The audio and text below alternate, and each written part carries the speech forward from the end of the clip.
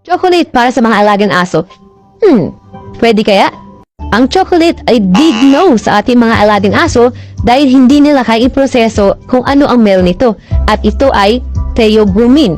Ang theobromine ay pwedeng magresulta sa pagsusuka, panghihina, seizure at collapse sa mga alagang aso na kahalintulad sa epekto ng caffeine sa ating mga coffee.